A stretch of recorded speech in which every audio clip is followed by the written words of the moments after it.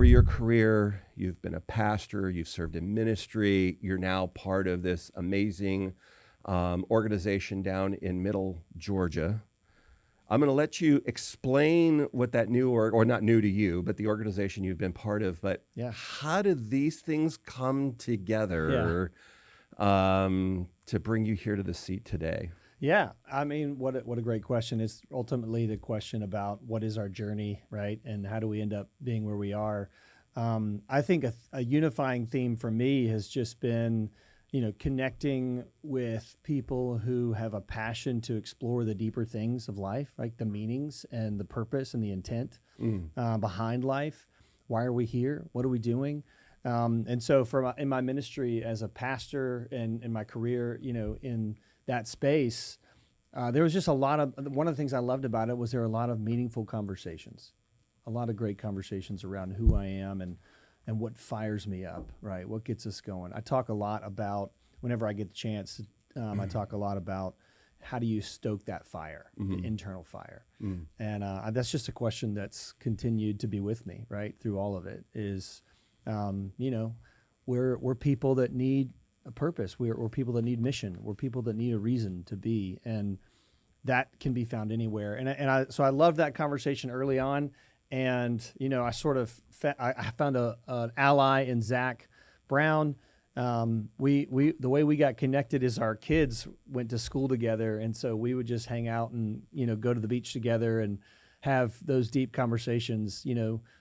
Just sitting on the beach, strumming a guitar and watching our kids play in the surf, right? And those conversations impacted me.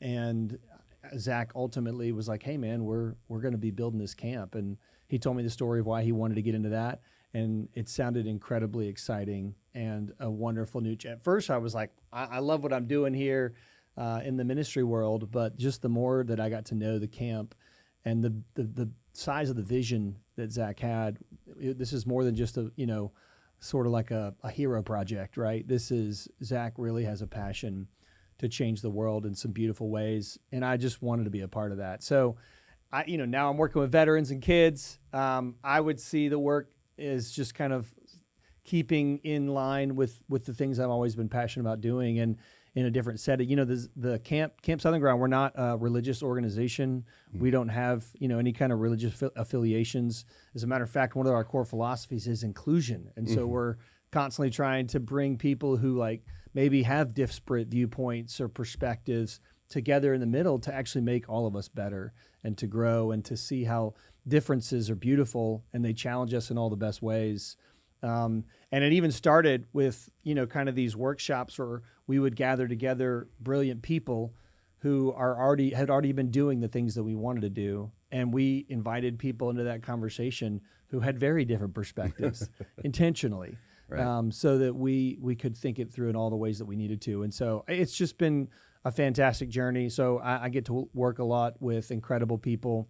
And I'm just kind of following the wild goose, I guess, wherever the wind blows, I'm supposed to keep chasing that fire. I love it.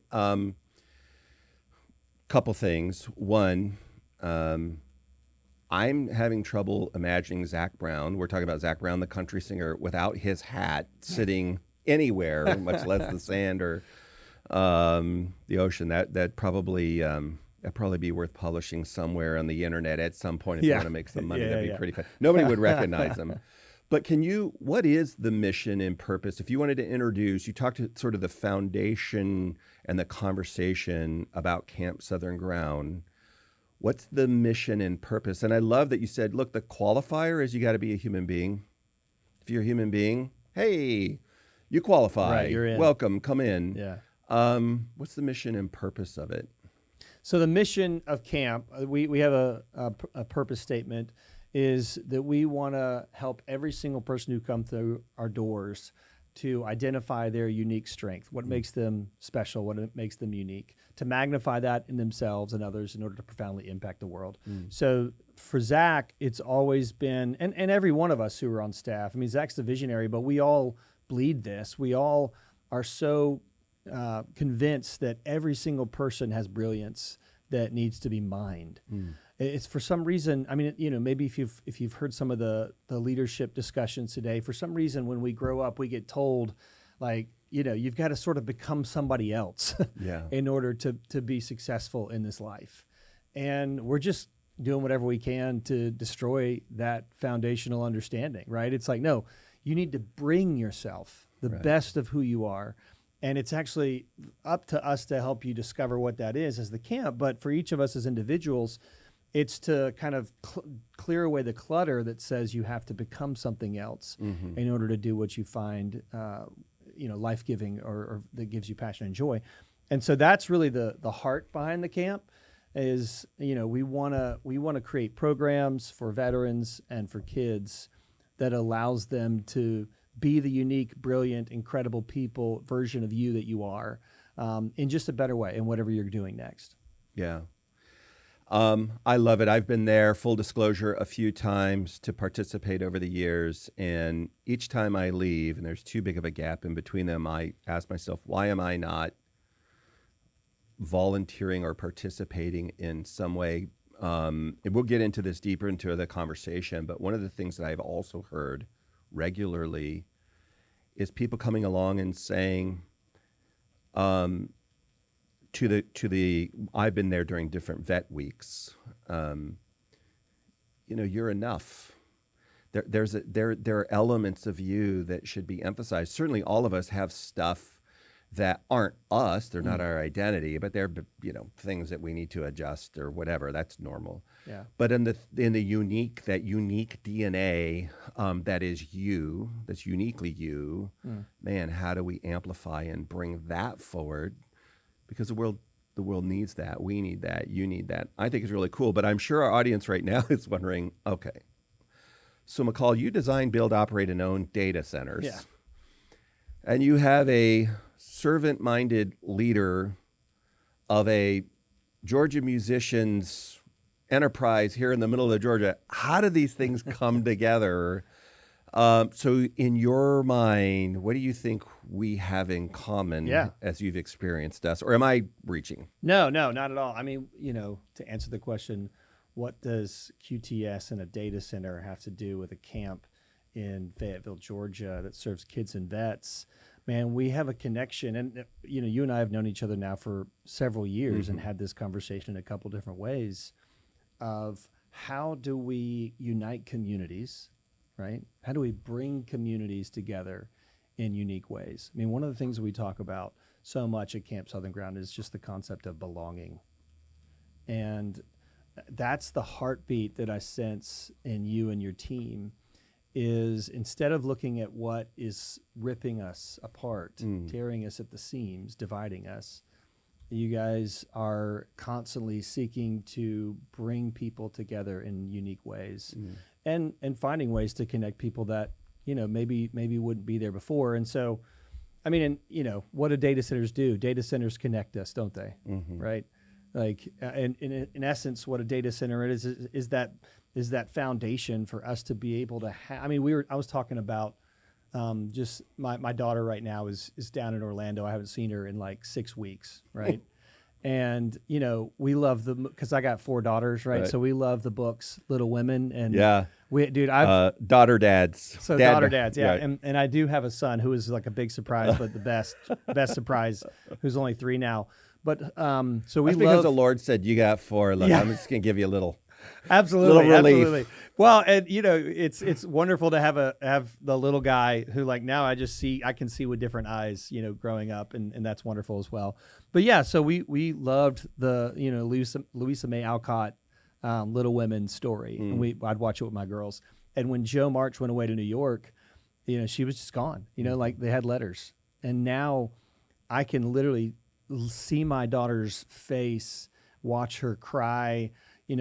She's written, she'd probably hate me telling you this, but she'd written all these beautiful songs as a kid. She was a musician. She played the ukulele. And so she's got this little book of songs that she wrote. Yeah. And I was able to send her one of those songs. She sent me back, a recording that she made. And all of that human connection happens because we've got a foundation to be able to make it happen. Yeah. And so that's, it's interesting because at the camp we are really low tech, right? I mean, we're like phones put away, everything put away, so that we can have meaningful connection on site.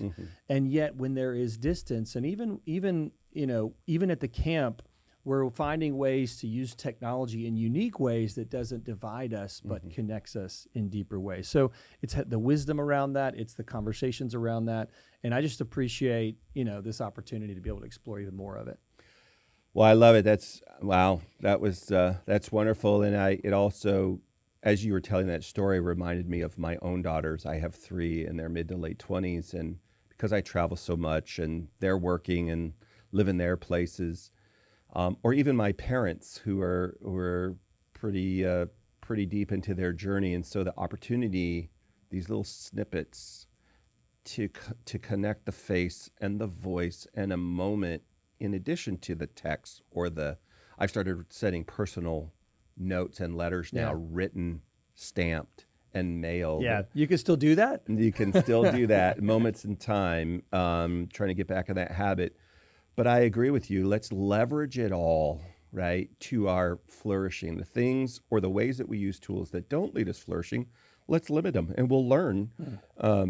We love a good campfire. Don't do it in an enclosed cave. Probably not a good idea. Yeah. It's going to be a long nap. Right. But outside, it turns prey to predator and gives light and, all those things. Absolutely. So let's leverage the tools. I'm curious, so I want to start here, if you don't mind. I'd love to hear your experience at the camp when a vet comes in for, maybe in their world, they're in this transition space and they've taken the uniform off for the last time. What's that experience like when they come and you're there? And maybe to say a vet is too broad, but you get a range of people. What is it that we that don't get to see those moments when they're vulnerable and they're talking out loud that you get a perspective on that most of us would never see or hear? Yeah, I appreciate that question. And we do have a couple of major programs at camp. One's Warrior Week, the other one's Warrior Path. Warrior Week is a program for veterans who, just as you described, have taken off the uniform, or at least put it in a closet, right? And now they're trying to find what next looks like. For the most part, that's a career exploration program, purpose meaning exploration program. And then Warrior Path is for veterans who were deployed into a combat experience and are now dealing with the emotional side of what that is. You may have heard the term invisible wounds of war. Yeah. And these are the wounds that are very real and present, and have a daily impact in the lives of veterans. That are about trauma and about past and the experiences. And so it's kind of a little bit two unique groups. And then we also have a program for veterans who want to build music careers, which is really fun, and a family camp as well. But I think those two, Warrior Week and Warrior Path, are the primary ones.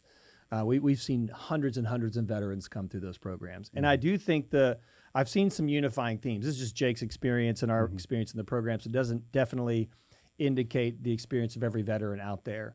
But for those who come through the program, it is a hunger to find what is next. That's, I think, what probably sets someone apart as being ready for the program is I'm ready to embrace what's next. And you mentioned identity earlier. That's probably the biggest challenge, I think, facing the veterans who come through our doors. It's that I was incredibly formed in my identity through my military experience. And that sort of defined not just my concept of work, but my concept of family, my concept of, brotherhood and sisterhood, my concept of what I'm here to contribute, the ways in which I'm going to invest in the community around me. All of it was encompassed into one package, which was the military service. And now you get out and those things are sort of piecemealed out. They're divided up in a sense. And the veteran is left holding all those pieces and feeling very fractured, I think. So how do we bring those things back to unity? How do I bring my concept of family and work and contribution and passion and skills all back into one package? And that's hard to do. It's challenging to do. And careers especially careers in the United States, probably aren't meant to hold all that.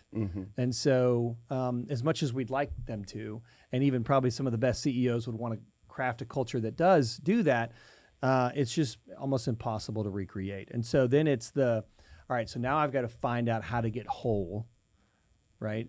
Aside from having that whole, that career that encompasses all of that. And then it's the deeper question of, so what does that look like for me? I get to define that. And there's incredible freedom and excitement around that, and terror all at the same time. Yeah. Right. And I think that's, but I will say that can be the story of all of us. I do think that journey is something that we can all connect with and identify with. It's the, how do I find wholeness and completeness when my life does feel so fractured? And the ways in which we see the threads that unite all of those disparate things, pulling them together. And I do think that's where we try and hone in on, who are you? What do you bring to bear in every relationship that you have? How do you see the world? And how does that unify you in some unique ways so that you can be the best version of yourself? And so, that's what I noticed most. And then an eagerness, right? I want to go do this, and I've got a lot of experience. And yet, unfortunately, some of that experience and ways of doing things doesn't fully translate into the new context. Yeah. And so it's an area that was a strength, an area that there was so much proficiency and learned behavior. Now those can be blind spots. And then I think that veterans sense that, and it's like, what on earth? What is this world you've tossed me into, right? Where I was an expert, and now my expertise is in a sense used against me.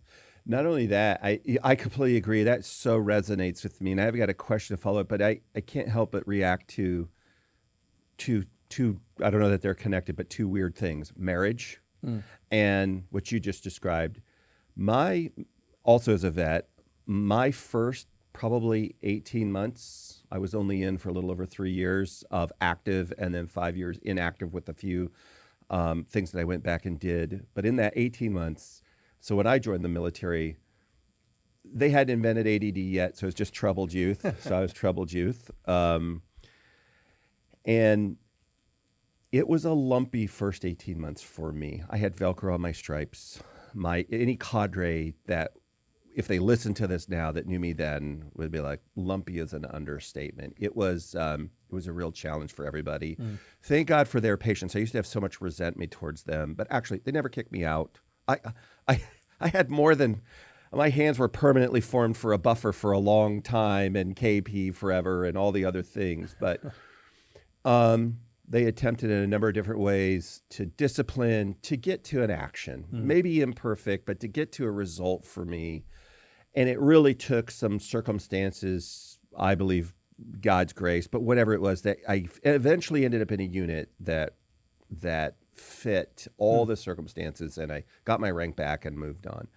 But in the meantime, one of the things that I appreciated in that second half was, when you're talking about expertise, they're an expert. But in addition to that, I have all around me what we call go and no-go stations. So if Jake and McCall are in the same unit, usually we have a same mission and purpose, but we have different jobs. Generally speaking, you could be the RTO and the 16 gunner. I'm 60 cal and whatever. But we're in the same unit. We're in the same team. We're moving to the same thing. And where we need to increase in our proficiency, we would go to different training stations. And you would go through different schools and different things, and you had different cadre, and they'd train you up. It wasn't my job to train you up. It was my job to help hold you accountable and be brothers. But our cadre trained you up in the basics, and then we went and practiced together on the range or whatever, 1,000,000 times 1,000,000. And so you had these institutional things that really helped you. And we as the team, this didn't always work perfect. I guarantee you they're vets. It didn't work perfect for me, and most of the time, it was not them, it was me. But when it worked the way intended, you had that. And so and you really didn't, as a member of the military, you really didn't have a choice. It wasn't like, today I don't feel like I'm going to become a Six Sigma expert, or, a company could fire you. but they really couldn't force you. Whereas Yeah. in the military, no, bro, this is what you're going to do. We're going to introduce you to some wall-to-wall counseling. And in my marriage, I've been married. I've been with my wife for 40 years. We've been married almost 39 and a half years. One of the things that some good counseling we got that we forget sometimes is we keep wanting our spouse to be our best friend and our person that loves all our hobbies and our lover and our co-chores doer and all the things in a way that starts off very romantic and very hopeful. Yeah. And over time, you're like, It's just no, demanding. Well, I love him. I deeply love him. I would lay down my life. But some elements of that, we might even, God forbid, cancel each other's vote. So there are these things, and you learn how to form a more unified body, right? To raise children, to serve your community, to love each other, even though in every area you may not be you might have a friend or a sister or a brother who in some things you can be more transparent with. So that's a lot of words, but that's what it reminds me of. People coming out of the military. Yeah. I have this expectation of the people around me that they're going to get up to speed, and the unit's going to help me square them away or get me squared away. What do you think? Is that accurate at all? No, I mean, I'm speaking from somebody who didn't serve in the military, but has helped and served that population and community. So I can give you my slant on it for sure. But I have noticed individuals who come from the military are operating at a certain speed and expectation. And for whatever reason, and I've even seen individuals who are working with other veterans who've been out longer. And it's like, you just get the smiles, right? And it's like, oh, I guess they're going to learn, And I think it's a high performance machine is what the military is. It really is. Yeah. And there, to your point, there are in deep trainings in anything. And I think what training does, it brings knowledge for sure, but more than anything, it just brings confidence. And I can trust this person, I can trust the training. And there's this sense of there's been this specific investment, that brings us all to the same place. Yeah. Right. And I think that trust piece is probably the hardest thing after you leave the military. Trust is a funny thing. Trust has to do with competence, but it also has to do with, just this element of, I'll call it faith, in an institution, in the training, in whatever it is. But there really is. You are able to fill the gaps of what you see or may experience with some element of faith in something.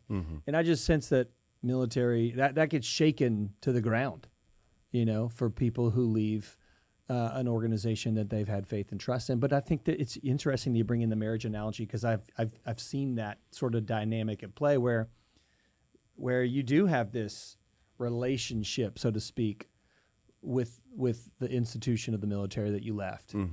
And the strange feelings around leaving can be much like a divorce, can be much like I've got a loss here that I don't know how to quantify. And I love the military. I love my time. I love the people. But I also am very, to a degree, wounded by it. The departure's never easy. It's a weird sort of line. It's like we mentioned the uniform. The uniform is the thing that connects and identifies. And then it's like, no, you can't.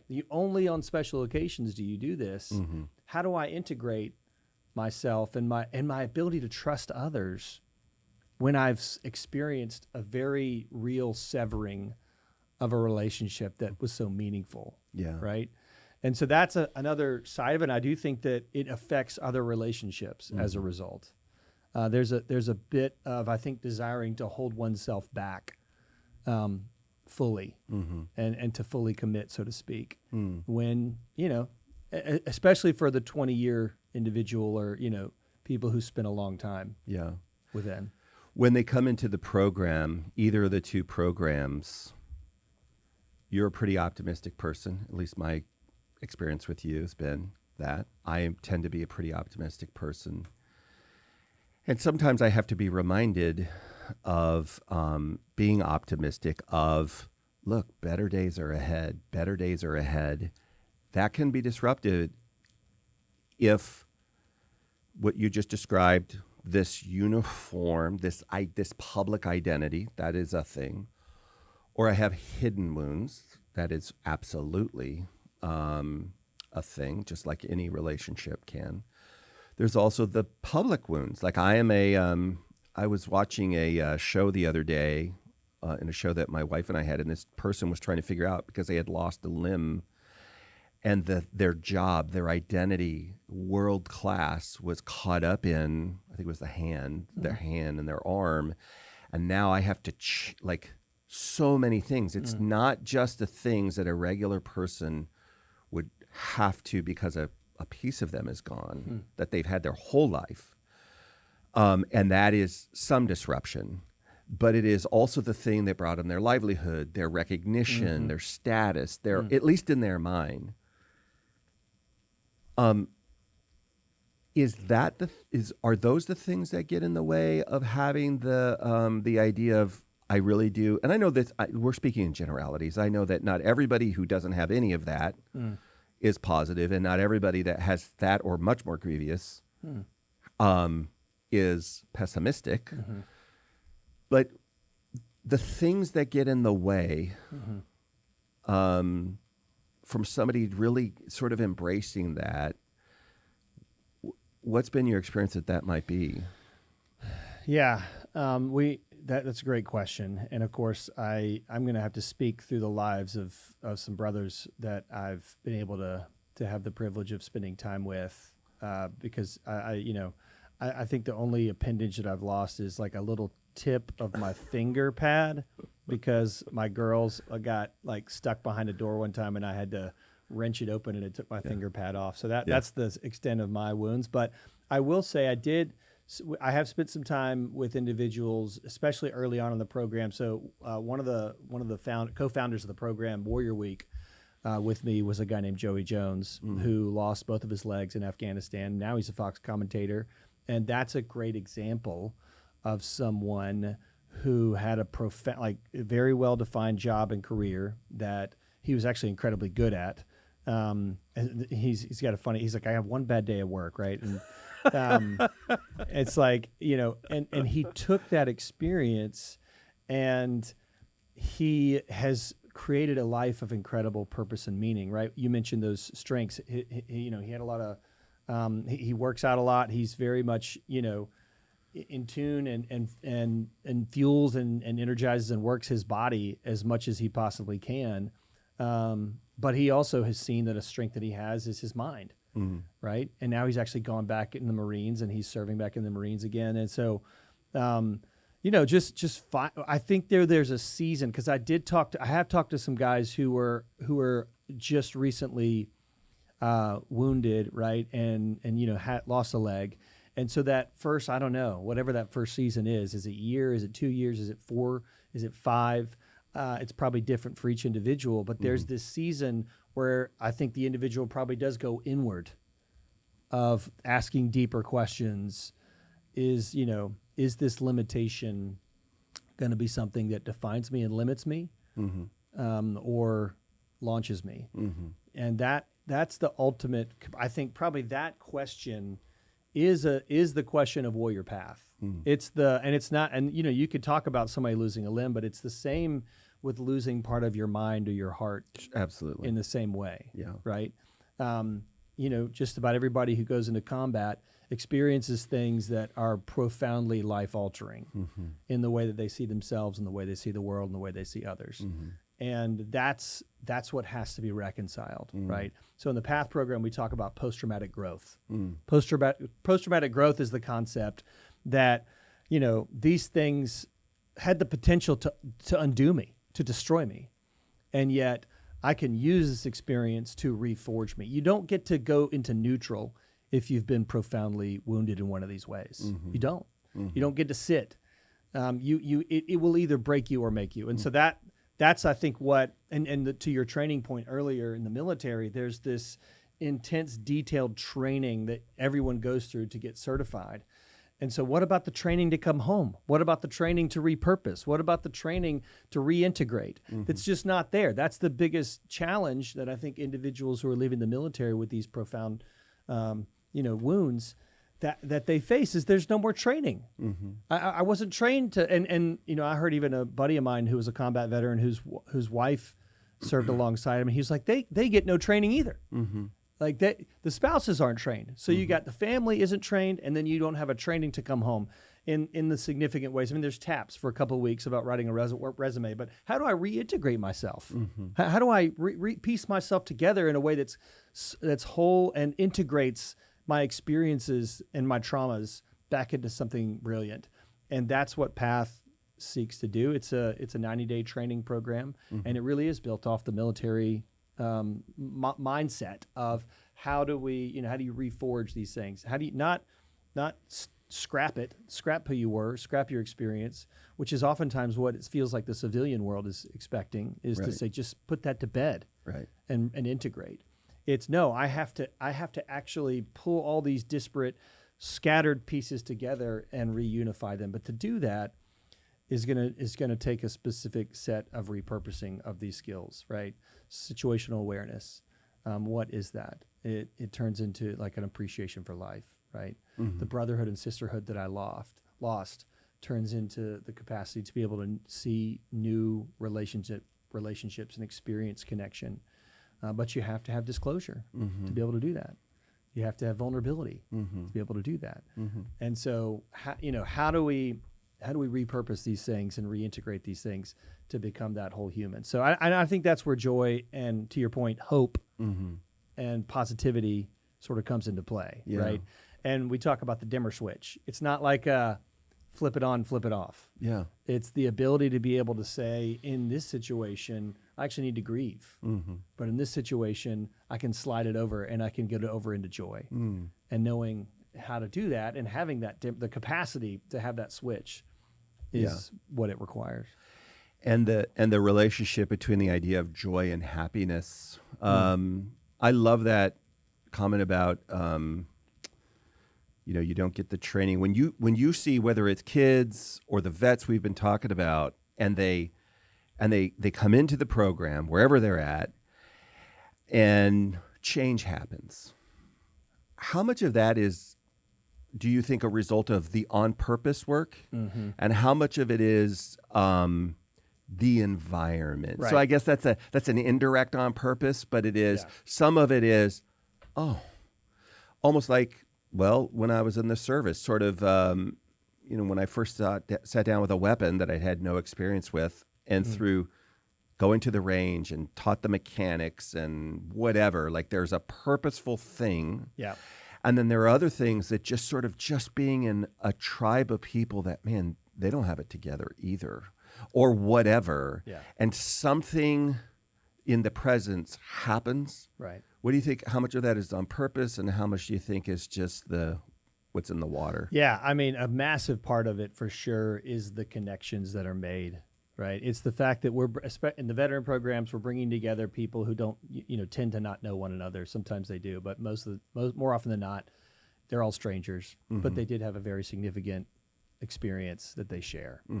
And so, but it is that widening of the circle that you mentioned. It's the, who can I trust? And I'm going to extend that to a few people, and I realize that it's safe to do so, and I'm going to let them in to a degree. And because of that, it's actually going to help my whole perspective on everything, right? Because now I can see, it happened here at Camp Southern Ground. It is possible. Maybe this can happen with my family or with my job or my career as well. And so then it's more about, what did I do back there? Why did it work back there? And that's the training piece. Right. Because you're right, the environment, it's an immersive thing. It's the same thing that happened in the military, right?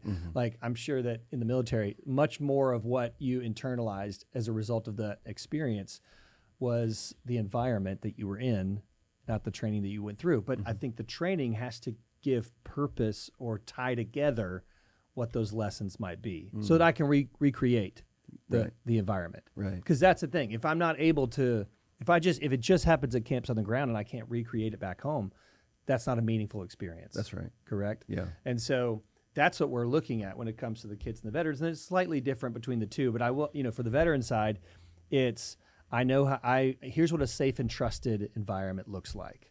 And here's how I built that. And we've got all these standards that we train to that help demystify that process. Right. Right? Because that's the goal of the training. Right.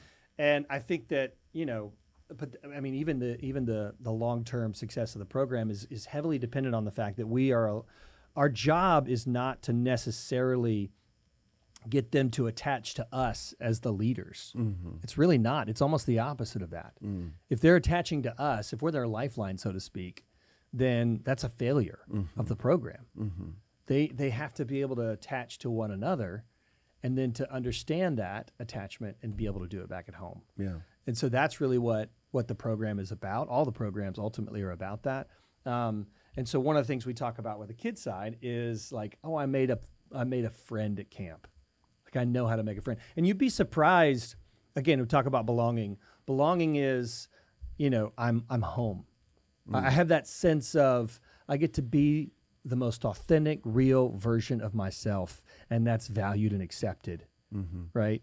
And so that's the environment we're trying to create, and what we measure it, so to speak, right? Because everything's on outcomes, but we try and measure that by saying, hey, for the kids who went through the programs, did you meet a friend? And man, we hear crazy, beautiful, heart-wrenching stories from camp. I mean, children who had never celebrated a birthday, for goodness sakes, with their community, had never had people attend a birthday party, but then had their friend at camp connect with them on their birthday, right? It's how do you quantify the ability to be able to have that feeling of belonging and connection at home? But again, it has to happen at camp so that you have a vision for what it can be. That opens the aperture, so to speak. Okay, like maybe my visor of hope and possibility and what my life could be and the future that I see was as wide as the span of my hand.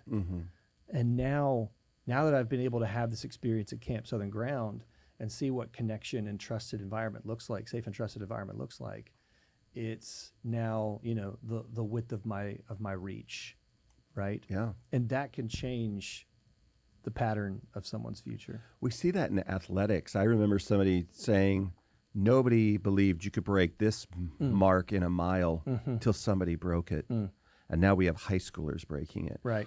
Once a human achieves it, and people can understand, like it's not just they had a 3 size bigger heart than everybody else, right. Or whatever. There's certainly some of genetic predisposition, cough, cough, Michael Phelps, that helps, still did all the work and had this bonus pack in his game package, but did all the work. But when somebody sees it, and a program can be put together, in other words, they believe it, right? I see somebody walking on water, I'll hop out of the boat and take some steps. Definitely. Before that, I just can't do it because nobody walks on, or whatever it is. Absolutely.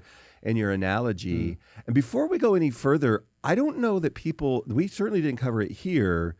When we talk about people attending camp, one, how do you select? And two, what is their obligation, or what does the camp take care of so that people can participate in the camp? Yeah, that's a great question. And I'll set a little bit too of the camp up. So we're Fayetteville, Georgia. We've been around since 2011.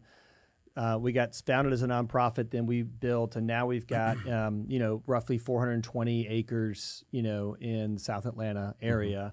And you said this earlier, but just to kind of round it all up, Zac Brown of the Zac Brown Band, he's our founder. He grew up going to camp, had a passion for camp.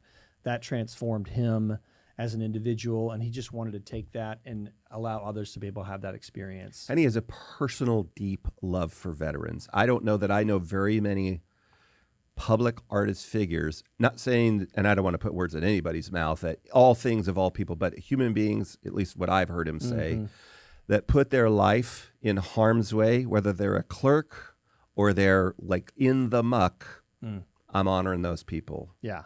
Is that a fair sentiment? Oh, 100%. I mean, look at what he's doing. I mean, even, Yeah, I mean, he's a patriot through and through, and it's always, if you hear him talk, it's always about veterans. He's you know, it's sad that things can get misconstrued in today's world and around media and different things and sound bites. But I have talked with Zac, and I have spent a lot of time with him.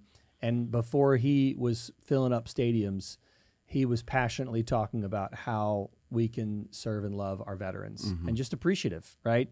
It's a debt that, you know, that we can never repay, but want to spend whatever energy that we have doing whatever we can. And that's Zac's heart. I mean, he's been having veterans be part of his shows, you know, when he was playing at Dixie Tavern. So it's not, you know, this is not like a publicity stunt. It's just who he is. You know, believe what you want. I've seen it from the inside. And at-risk kids. Like, he's like, this is my heart for people that are vulnerable and people that should be honored. I don't do a sniff test on what was your rank or how many whatever. If you're in a category that I believe I can help put a program. Now, Zac's probably not running a lot of these programs. No, we need him on stage. And he would even say it's not even on my brilliance. He's got the idea, but that was what all of our vision development now advisory councils that we have, and we've got dozens and dozens of brilliant people who are, you know, basically smacking our hands if we get out of line and not doing it the best way that we can. So that's all. It's more of the heart and the vision. Zac was like, I'm going to help get this set up. But I mean, even he would even tell you it's not even from his capital primarily. It's if it was, that would sort of be a failure of the programs in the camp, right? It has to be bigger than all of us, and it has to be working, not just because, you know, one person says let's do it, right? And so that's how we got started. Now we have a week-long sleepaway camp for kids 7 to 17, and we've got the programs that I mentioned for veterans that happen the rest of the year. So June and July, we're a summer camp. August through May, we're serving veterans. We see 750 or more kids in the summer, usually over 350 or so veterans throughout the rest of the year. And so how do we select? And, you know, for the veterans, everything's free of charge. I mean, their flights, their food, their content, their housing, their lodging while they're with us, all of it's covered. And it's a large part because we've got a community around us. QTS is one of those that says we believe in programs like this. And we are a better community because of programs like this. And we desperately need to protect them. And we desperately need to protect the right for veterans to be able to go through with no barriers, no hindrances. And so that's definitely the commitment of the camp. We have a massive scholarship program for the kids. Over 93% of our kids are on scholarship. But also there are some families. Again, inclusion means the whole spectrum. So we've got families with great means that want to, you know, continue to send their kids and be a part of it in multiple ways and invest in multiple ways. But then we've got families who wouldn't be able normally to be able to you know, participate in a camp like that, and we don't want those to be a barrier in any way. And so it's to get the full inclusion experience, which is neurodiverse, socioeconomically diverse, religiously diverse, all those diversities. We have to get behind that in a way that says we're willing to do the work to make sure that these kids and these vets have everything they need. When you've watched somebody at camp, that kid genuinely come back or get connected in some way, what was that moment like? Yeah, that's a great question. So when I look at a kid who's come through the programs and they have that connection point or they have that transformation point, you know, to your question, the thing that I notice the most about the transformation, honestly, is the light in the eyes. It's the look in the eye. It's the enjoyment and hope of what the future looks like. And that, I remember sitting with a kid at lunchtime at the end of the week, and this was a young man who was brimming with excitement about his experience at Camp Southern Ground. And I said, what was the thing you took away? He said, I realized that I can make a friend. And then he said to me, Well, I asked him actually deeper. I said, well, what else did you like? And he said, the food was incredible. And he said, Food. He said, Chef Collins made a cucumber taste like a Kit Kat. Oh, wow. And I think it was also I'm changing my relationship to food to a degree, right? I'm willing to look at what I eat as fuel and to open my heart and mind to what potential food sources can be and how I eat and how I arrange my diet. And so that was also exciting because again, I'm looking through the holistic person and I relate differently. I eat differently. I sleep differently. I think about my life differently. And it's that piece. It's that I can see a bigger, broader tomorrow and how I fit into that. So summers are kids, and then you have vets. Why do you think these two groups, I know Zac's heart is for both, why do you think both those groups belong in the same place? It's a question we get a lot. You serve kids and veterans. How does that work? Yeah. They do seem like very different populations. But one of the things that Zac believed in early on was just how profoundly our differences make us better. And so he always wanted the camp to be a place of inclusion and specifically around neurodiverse populations. So I do think, interestingly, we serve two communities that are looking to find their way with a neurodiverse reality in which they come from. When you say neurodiverse, what are you able to give any explanation? Because we have a lot of people that listen to this. English may not be their first language. It's a global conversation. What does that mean for you guys? Yeah, I can say it in a couple ways. Neurodiverse can be learning differences. Neurodiverse can be, capacity differences. It can be, you mentioned ADHD earlier. Yeah. Right? And what we're learning about the brain is that something that we used to call a disorder might actually be a superpower. And so this is, when we talk about neurodiversity, it's the way my brain is organized, works and operates might look very different than the person next to me. Right. And so what can we learn about that? Right? It's, again, the reason why I like to use the term neurodiverse is that it shows that all of us approach learning and even life incredibly differently. And it starts in the way that we think and the way that we organize thoughts and the things that we believe in. And, as a kid who also was diagnosed with ADHD growing up, I remember the experiences of, let's medicate this kid. Let's put him in a special classroom. Let's take him over here and show him how different he is.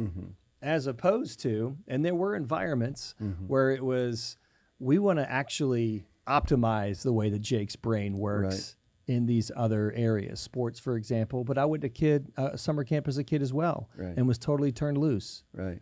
And found like I'd found Mecca, right? Like I'd found my promised land, for goodness sakes, because it was choose your own adventure. And that's exactly what I needed as a kid. And so many environments don't know how to maximize the learning opportunities that are present. And you think about the veteran community; it's such a similar reality, right? There's this neurodiverse approach to the world, and the world is saying conform to us, rather than how can we learn about what makes you brilliant and unique and bring that to bear, right, in the communities and realities and places that we're a part of. So that's I think that encompasses Zac's mission. Zac's mission is to say, let's level the playing field. Let's open the aperture so that we can understand what makes each individual and the way that their brain operates and the way that they think and their approach to life that maximizes that as much as we possibly can. Let's learn from one another as much as we possibly can. Yeah. If we start with this regimented way of approaching everybody, and we're going to put you in this category and you're over here, and we're going to put you on this track and you over here on this track. Man, what have we lost as a result of all that energy? Yeah. And so, so that's, I think, the heart of the camp is to try and say, let's tear down those walls of learning differences and ways of approaching things, and even the silos that we've built, and find ways to bring back what it is to have a holistic community, right? Because 1,000 years ago, 1,500 years ago, we didn't divide ourselves in those ways. We just served and loved each other, and a community was a community, and you lived and died by that. But what do you think that somebody sitting across from, in your experience, may not get that they should get in general about the person sitting across from them that's coming out of their experiences, and they have an opportunity to capture, the imagination of this person? What do you think that they may not get or understand? That's a great question. So if a hiring manager is looking at a veteran applying for a job, and what are they missing is the question. And I think oftentimes what they are missing is that this is just another human, right? I think oftentimes as civilians, it's easy for individuals who don't go through the military to see some kind of a, broken person, at-risk person, just someone who now has such an alien experience from my own that I can't see the connection anymore. And I think that's the first misnomer. It's funny, when I first started working with veterans, a lot of people ask me, like, do you feel safe, working with at-risk veterans? And I'm like, I'm in the safest place that I could possibly be in. I've got people who are very trained and understand how to keep people safe, and better than any of us. So I think that's probably, if you don't have a whole lot of experience with the military and you're a hiring manager and you're sitting across from a veteran, then maybe what you can do is see someone in your own family first, right? See a nephew or a son or a daughter, because they have all those things. And also they've probably gone through some significant loss in some way, shape, or form, not least of which is the military dynamic itself.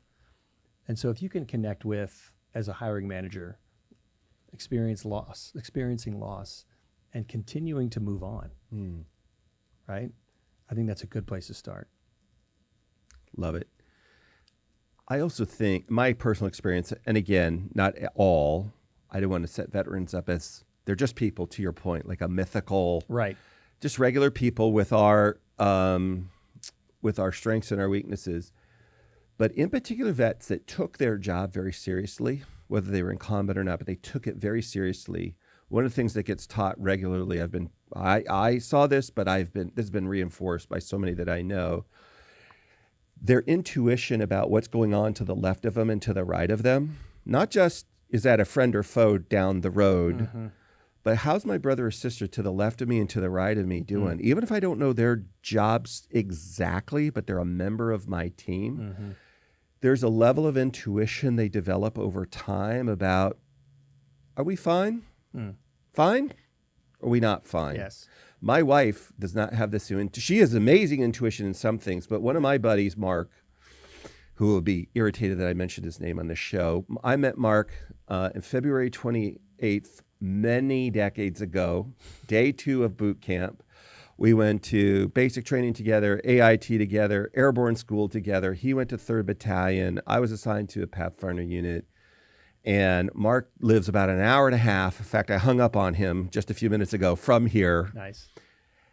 And when Mark and I are in the zone, you would not, walking behind us while we play disc golf, think, now there go 2 men of God. We are vulgar with each other.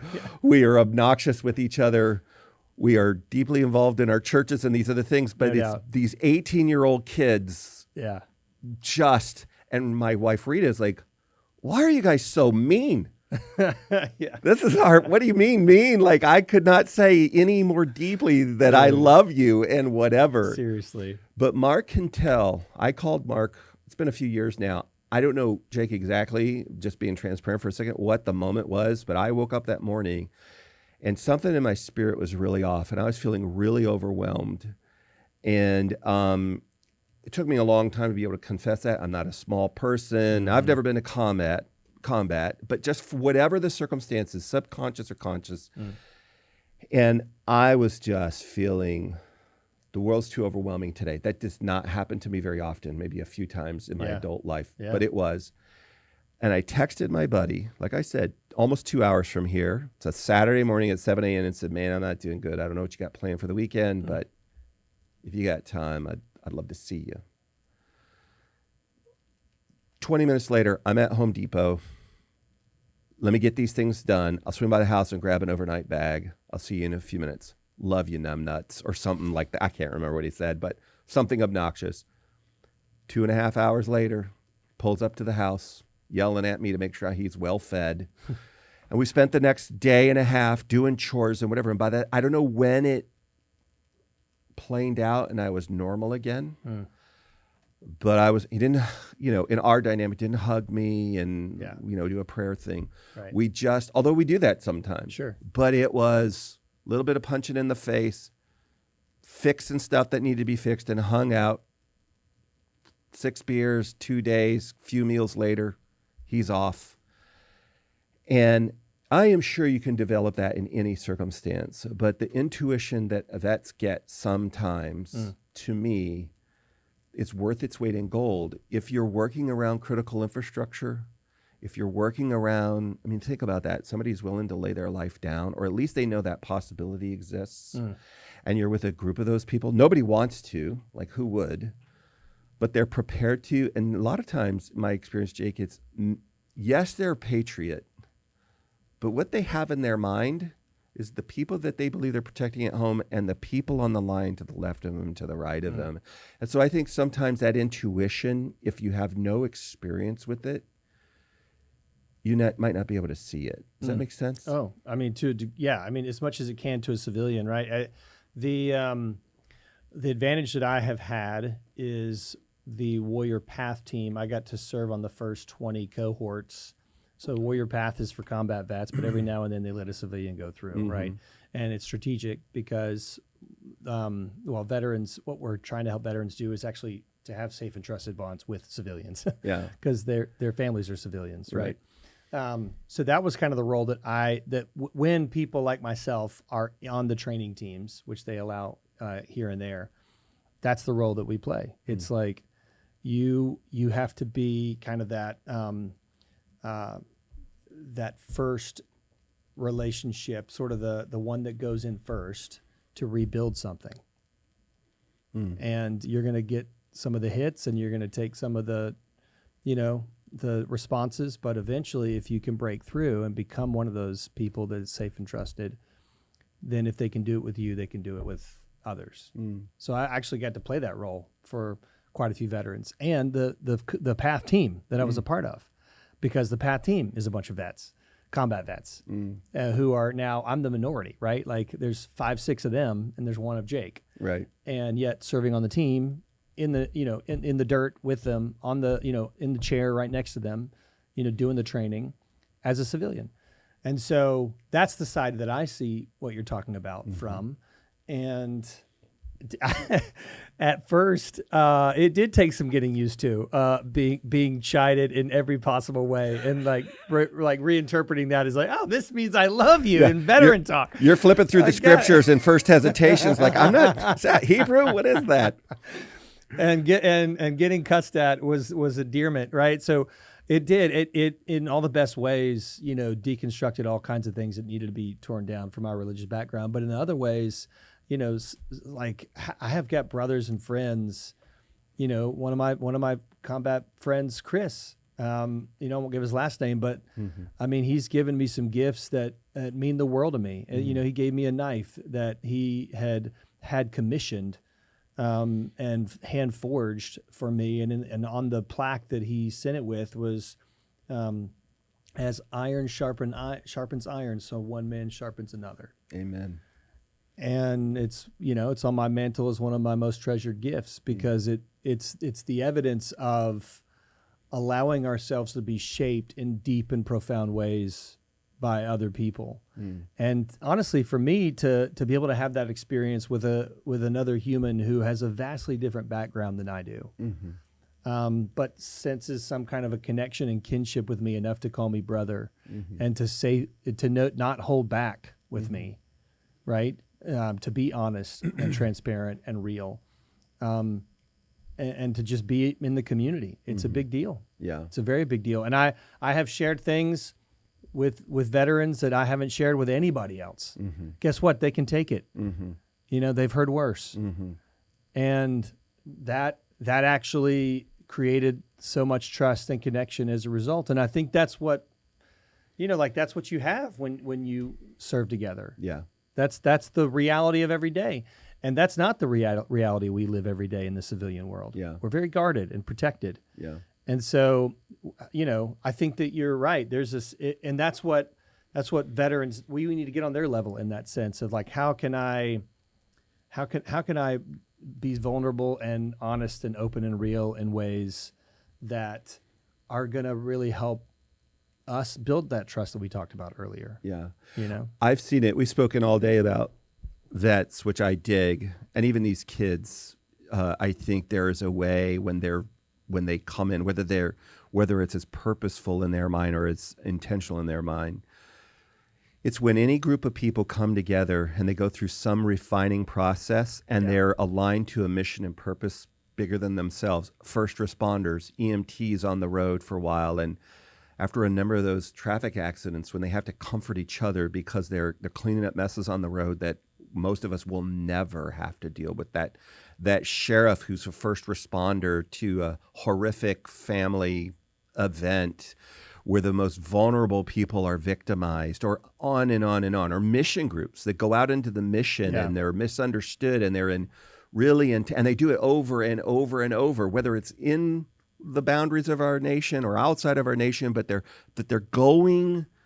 sometimes being misunderstood, but they're putting themselves in a way with other men and women to serve something, and that refining fire comes along. The trick is, because it can be a thin line, you can get into us versus them, right? The outside, and the people that you're serving sometimes can become that, in your mind anyway, a barrier because they don't get it, and it's just us. The colonel from the Tom Cruise movie, you don't want to, on the 99% of what he said, you're right. You don't know what it's like to be on that wall. You don't know what it's like to be in the still of the night, what that sound is. And but we don't need them to be wolves. We need them to be sheepdogs, right? And that's the juxtaposition of that. And I dig that this story is, the greater story, at least in my mind, is a community of people came together and said, hey, look, we can't do everything for everyone, but for these groups of people, we have an affection for, and in some ways an obligation for. And so we're going to rally like-minded people. We're going to lend our skill, whatever it might be, to try to facilitate this. Zach's inspiration and name to get it started. Yeah. And then it attracts other people. It's amazing how the universe conspires to bring people together to do that. No doubt. And sometimes, anyway, I'll just stop there. That's been my experience when you have that refining with communities of people aligned to a mission and purpose, that brotherhood and that sisterhood. You don't have to be a vet and you don't have to be a neurodiverse, but if you go through that, which you have, and you know people that have in ministry and in many other places, and the best example of it I love is and now my heart remains tender for the people that I'm serving, even if they misunderstand my service, even if they misunderstand why I'm here, I'm still here in love. I'm still here to do it. Yeah. And I'm not willing to relinquish, because to not can cause mess around me. And we're going to do it. That's my experience anyway. That's good. Yeah, I think that to continue to add to and resonate with what you just said. That's definitely what I've seen is, and that's a big part of what we're trying to do in the programs. Is the wall of civilian versus vet, or whoever, whatever the wall might be, is to sort of say, hey, it's not as profound as you think it is, right? It's a different experience, and certainly. But one of the ways that we're intentionally trying to do that in the program is we focus on what is actually trauma, and it's wild. There's a passage, you and I are scripture guys. There's a passage in scripture is that I want to know Christ in the fellowship of his sufferings. And so in this sense, the fellowship of sufferings, it's wild that as humans, it's suffering that connects us in some of the most profound ways. That's a crazy thing to think about. I mean, certainly joy. Certainly we all love to go on vacation with our family, right? But when you work through, you probably can attest to this, when you're in a marriage that has worked through profound difficulties with one another, man, that just, it shapes you and forms you and creates bonds of steel in that relationship that can never be bent, can never be broken. Yeah. And so that's when we can see as humans, hey, there's a different person with a different experience, and yet they have gone through the fire in some profound ways, very similar to the kind of things that I might have struggled with, because we were all kids once. We all received messages once. Nobody's parents did it perfectly. Everybody has a message or a lie that they're dealing with that comes from, am I good enough? Am I enough? Am I going to be alone in this life? All of us are dealing with these things. And that unites us in some of the most profound, which is wild to think. It's like, and how have I overcome that? I mean, it's the greatest story of my life. It is the story of our lives, of how we overcome these things. Yeah. And that can tie us together in ways that nothing can. We would start a whole new podcast, so I'm not going to do that. I'm going to jar us a little bit. Yeah. I'm checking the time. I know we've just got a little bit of time, but so forgive me for this. Maybe we edit this whole thing out, but this is what it reminds me of. So down near Fayetteville, we're building a big facility. Yeah.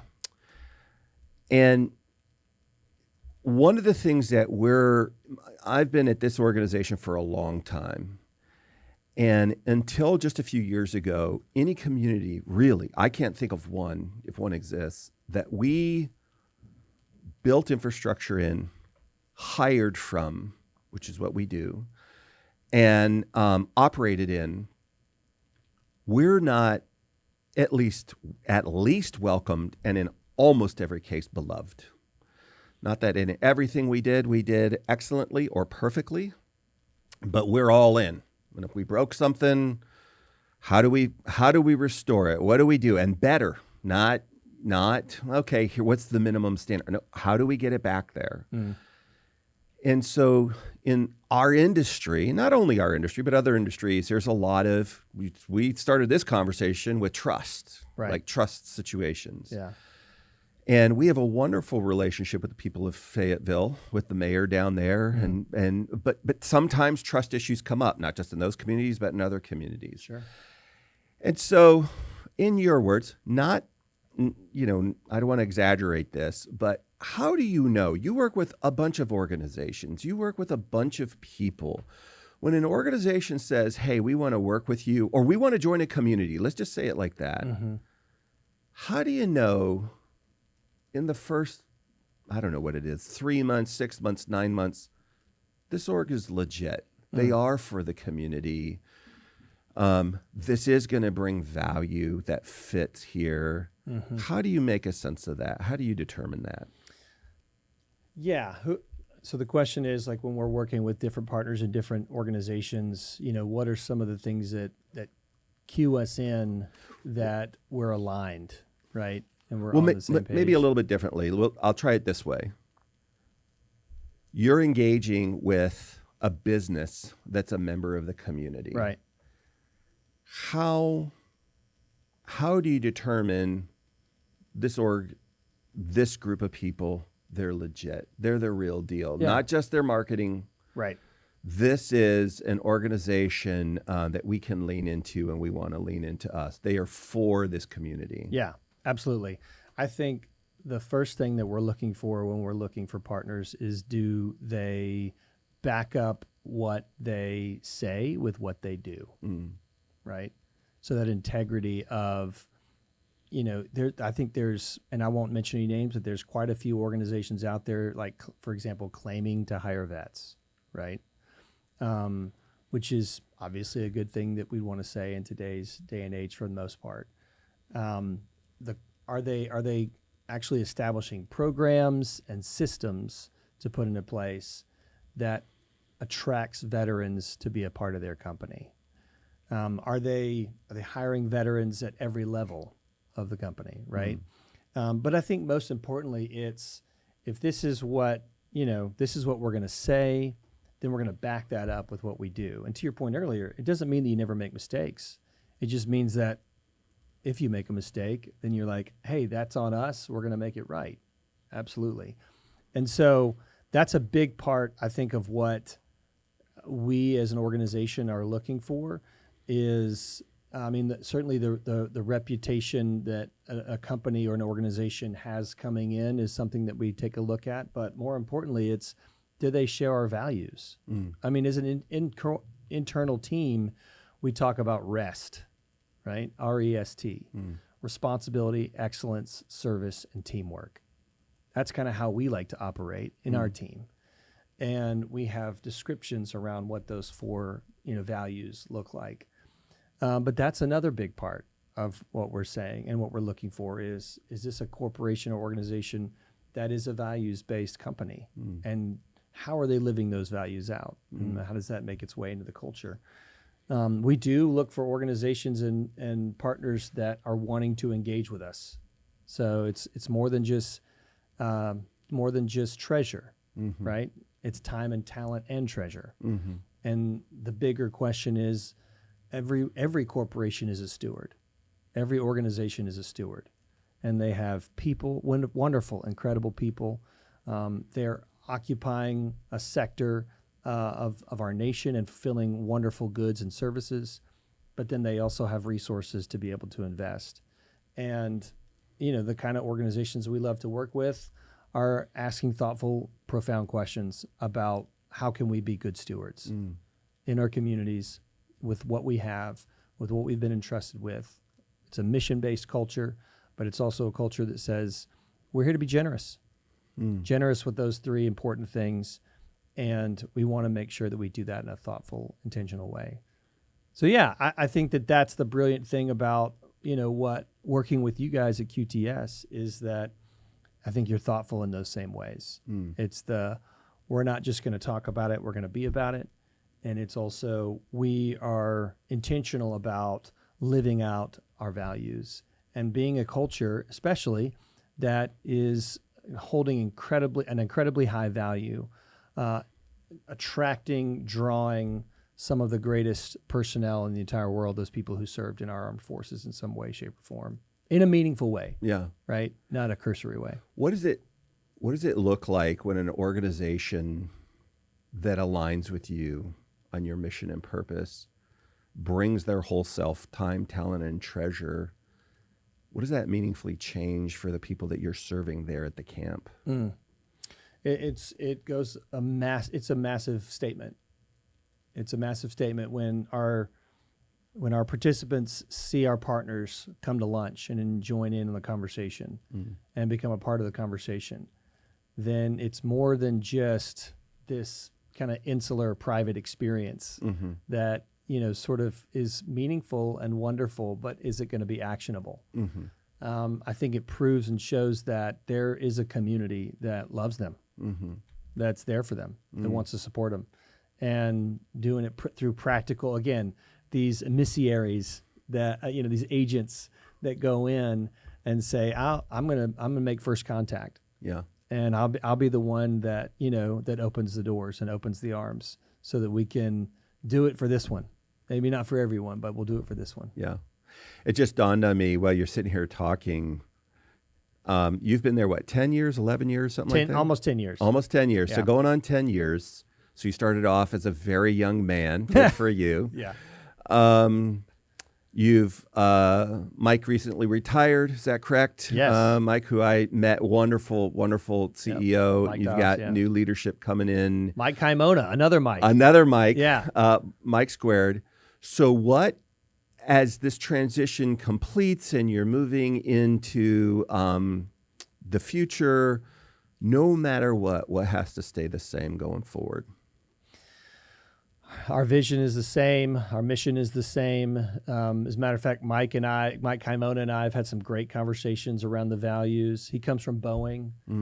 So he comes from an incredible organization that really believes in systems and excellence. Yeah. Right. So excellence definitely resonates with him. He's already challenging us to continue and even up the ante on, what are our standards? What are our measurements? What are our outcomes? We've got a kind of all hands on deck meeting with the veteran team coming up in a couple weeks where we get to discuss the next year to 5, around some of those new visions and values. But man, we're going to still be an organization that serves veterans. We're going to continue to run programs that we think are going to transform the lives of veterans and kids. And so, much of who we are, I don't think if you were kind of an observer on the outside, much of who we are will definitely stay the same. But I do appreciate Mike's new energy around how do we make sure that we maintain excellence, hire incredible people, get the best staff that we can possibly have, and even thinking in unique and new ways on how we can take the secret sauce of Camp Southern Ground and expand it beyond our 4 walls. Yeah, which is something he's very passionate about. The cool thing about kind of where we started this, we were talking about tools and how we can leverage them for our good. And I have never been to the Boeing plant, but I've been by it a number of times. My dad worked for Boeing at the end of his career on the space station. And certainly in the golden years of Boeing, my grandfather was at Lockheed Martin, and he at Moffett Field, which is in Santa Clara, which is where all the dirigibles and blimps used to be. He was a P-51 pilot. So we've always had a connection with aircraft, and my dad in particular loved when you were talking about the excellence of Boeing. I hope they get it restored, but at their height in the world, there really was no organization, not of that size anyway, of the precision that they had, the integrity of the people out on the floor. You could stop as a principal engineer anything at any time in the process. The way that they measured with the tools that they had, and today, the opportunity for these tools to come alongside whatever Mike has in mind to help measure, because you can't, how do you adjust anything if you don't have a fixed point of reference, There right? you go. And so to measure it and say, okay, this may be the maximum. This is the maximum. That's awesome. That's good. We don't need to change something that's at the maximum. Why break it? Right. But where are we at with other things without losing the, the whole point is we want to, for Boeing was, how do I transport people safely from one place to the other? So we don't want to not do that. Right. We just want to do it more excellently in every way. The resources to assemble and build the things in a safe way, to transport them in a safe way. People forget that in the 50s or 60s, planes just fell out of the sky all the time. Like and so it's so rare and it's so unusual now. But it will be really excellent to see how that plays out, to bring the heart. You said he was a veteran. Yes. The experience and the mission and purpose, and apply things that don't bring sterility. Like, we don't want just sterile systems. We want to be able to lock in on fixed point of references, make sure it's the right one. Yeah. And to excel. It'll be incredible. Yeah, and all that time, I mean, all that passion and heart from him, as you mentioned with Boeing, came from his time in the Navy, right? So as a veteran, understands the community in a deep personal way. Yeah. But then also had a mission for songwriting with veterans even before he came to camp. Wow. So loves music, is passionate about the work that we're doing around how we integrate music into our programs. So yeah, just an incredible dude. Excited about the next season for sure. Well, we've talked for about an hour and 20 minutes. Before we stop today, is there anything we haven't talked about that we should have connected on? You want to make sure, or if there isn't, if people take away from this conversation nothing else, what's the one thing you want to make sure they come away with? I hope that people listening to this conversation take away that, especially, we have got some incredible people to the left and right of us that we probably need to take a second look at. Mm. And I do think that's the veteran community, but I think it also might be the kids in our communities, even our own children, perhaps, maybe even a spouse. Mm. And we might have been living beside these wonderful, incredible people and completely missing them. Mm. It's just easy to do. Mm-hmm. It's easy for us to get so insular and to kind of make everything about us and everything that's going on around us. And yet, if we, again, to use that same analogy, widen the aperture. Let's to your point, look to the left and right, and just ask a question. Mm-hmm. You know, be curious. I love the quote. Oh man, what's his name? It's the. We can edit this better, but the soccer guy. Good night, Ted Lasso. Thank you. I love the quote from Ted Lasso when he's playing darts, and he says, you know, maybe I should be curious rather than judgmental. And I love that idea. I love the idea of saying, what if a relationship is an opportunity, or the person left and right of me, or this veteran in my community, or, you know, this kid who kind of gets on my nerves or whatever, is just an opportunity for me to get curious. Yeah. You know, you probably don't remember that, but many years ago, it was almost an exact conversation like that you had with me. Mm. You came and said, hey, Dave, we'd love for you and maybe even QTS to consider coming alongside, but I don't want to talk to you about money. I don't want you to talk to you about sponsorship. I don't want to, if there's an opportunity, we'll talk about that.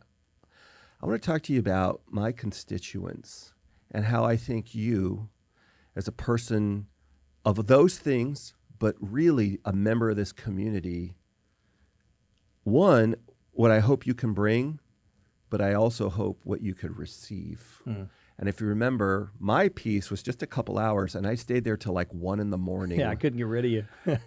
And besides that, chef food was pretty good. Yeah. But that whole experience of the songwriters that come from Nashville, which we didn't talk about, the stories, how many tears I cried, I laughed, was reflective. It was amazing.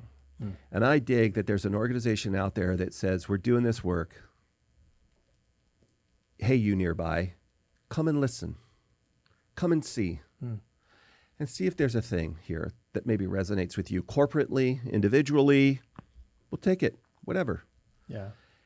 And I hope if the people listening to this take away nothing else, they take away that there are organizations out there like yours that are still doing this. Thanks, man. And are inviting people in. And we show up thinking it's for you. Yeah. And we leave really realizing our soul got something out of that as well. Maybe more even than we gave in. Appreciate you saying that. Jake, thanks for coming on the show today. Yeah, David, it's been a pleasure, man. You guys are great. Glad to have you. Hey, look, you guys, if you enjoyed that conversation, hit the like button. And if you loved it, hit the subscribe button. We'll see you next time, everybody. Have a good one.